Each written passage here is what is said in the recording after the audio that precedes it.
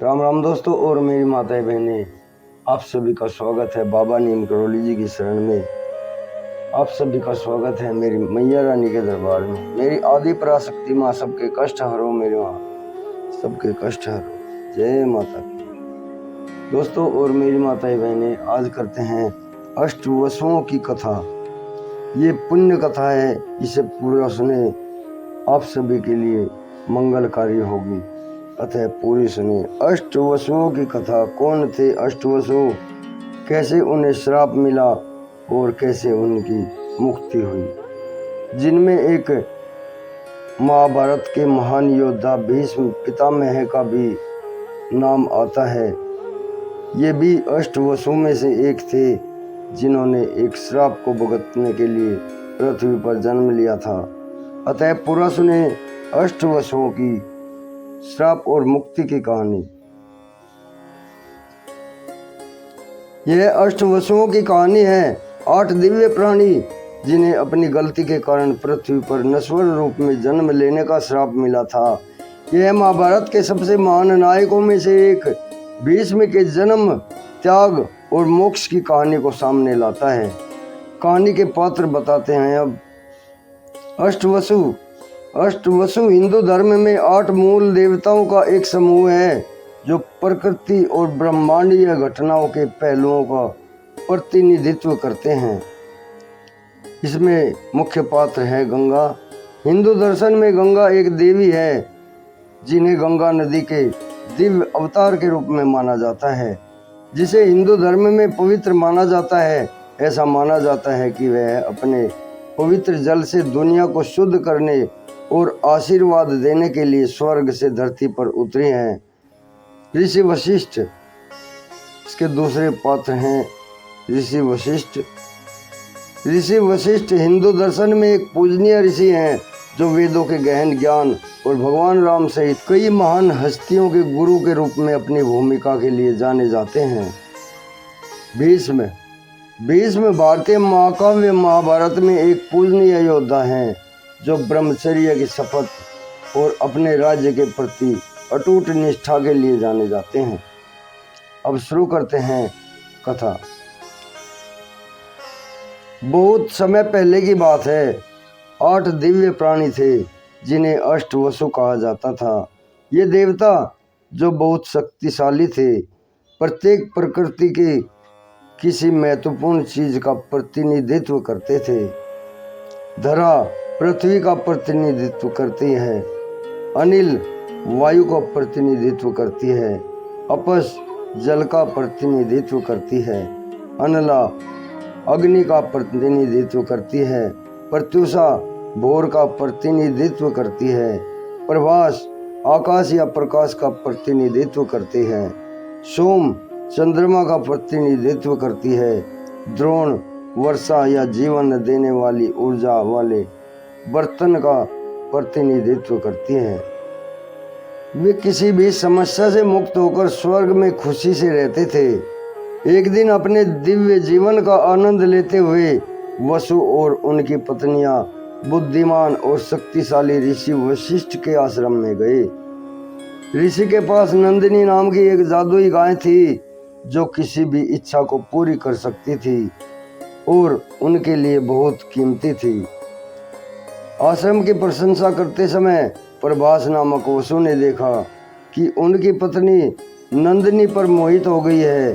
उसने आग्रह किया कि वे गाय को अपने लिए ले लें। पहले तो प्रभास ने हिचकिचाहट दिखाई, लेकिन अंततः उसने और अन्य वसु ने उसे खुश करने के लिए नंदिनी को चुराने का फैसला किया। जब ऋषि वशिष्ठ अपने आश्रम लौटे तो उन्होंने देखा कि नंदिनी चली गई है, तो वे क्रोधित हो गए। अपनी दिव्य शक्तियों का उपयोग करते हुए उन्होंने तुरंत जान लिया कि क्या हुआ था और सभी 8 वसुओं को श्राप दे दिया। तुमने वह चुराने की हिम्मत की है जो तुम्हारा नहीं था, उसने गरजते हुए कहा।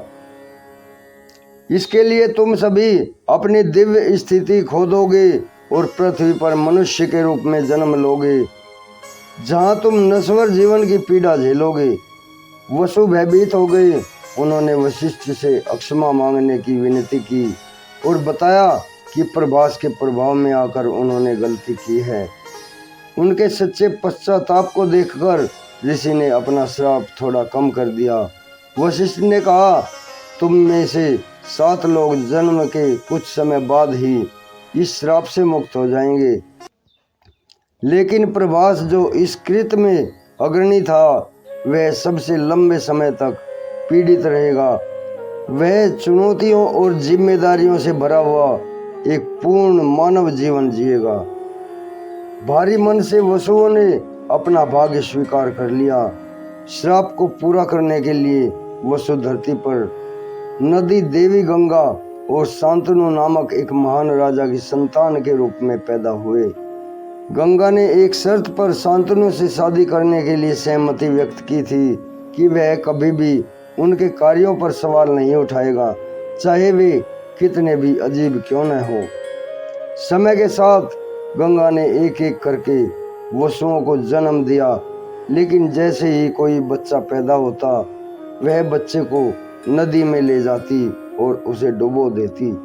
हालांकि यह कृत्य क्रूर लग सकता है, लेकिन गंगा वास्तव में वसुओं को उनके श्राप से मुक्त कर रही थी, उन्हें स्वर्ग में उनके दिव्य घर वापस भेज रही थी।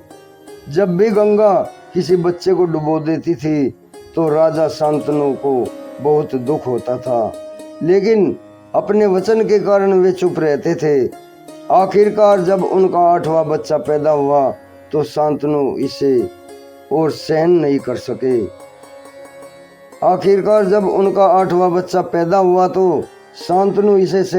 सके। जब गंगा बच्चे को नदी में जाने के लिए तैयार हुई तो उन्होंने उसे रोक दिया। तुम ऐसा क्यों कर रही हो? वह चिल्लाया, तुम हमारे बच्चों को कैसे मार सकती हो? गंगा ने उदास आंखों से उसकी ओर देखा। तुमने अपना वादा तोड़ दिया है शांतनु, उसने कहा, लेकिन मैं तुम्हारे सवाल का जवाब दूंगी। ये बच्चे अष्टवसु हैं जिन्हें ऋषि वशिष्ठ ने मनुष्य रूप में जन्म लेने का श्राप दिया था। उन्हें डुबोकर मैं उन्हें उनके श्राप से मुक्त कर रही हूँ। हालांकि यह 8वां बच्चा अलग है। वह प्रभास है जिसने चोरी का नेतृत्व किया था। उसका श्राप है कि उसे पृथ्वी पर एक लंबा जीवन और कठिन जीवन जीना होगा। मैं इसे छोड़ दूंगी, लेकिन अब मुझे तुम्हें छोड़कर जाना होगा। यह कहकर गंगा उस बालक को अपने साथ लेकर अंतर्ध्यान हो गई। उन्होंने उसे स्वर्ग में पाला और बाद में उसे देवव्रत नाम के एक युवा बालक के रूप में शांतनु को लौटा दिया। देवव्रत बड़ा होकर अपने समय से सबसे महान योद्धा और बुद्धिमान व्यक्तियों में से एक बन गए। उन्होंने भीष्म नाम अर्जित किया, जिसका अर्थ है एक भयानक प्रतिज्ञा लेने वाला व्यक्ति, क्योंकि उन्होंने अपने पिता की पुनर्विवाह करने के लिए कभी विवाह न करने की प्रतिज्ञा की थी। भीष्म का जीवन कठिनाइयों से भरा था, लेकिन वे अपने कर्तव्य और निष्ठा पर दृढ़ रहे। यद्यपि उन्हें बहुत कष्ट सहना पड़ा, फिर भी भीष्म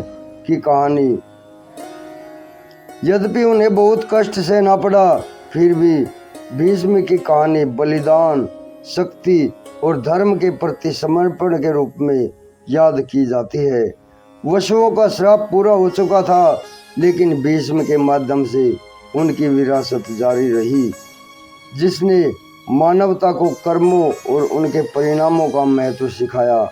और इसलिए अष्टवसुओं की कहानी हमें याद दिलाती है कि देवताओं को भी अपने कर्म का परिणाम भुगतना पड़ता है, और अक्षमा, त्याग और जिम्मेदारी सर्वोत्तम गुण है।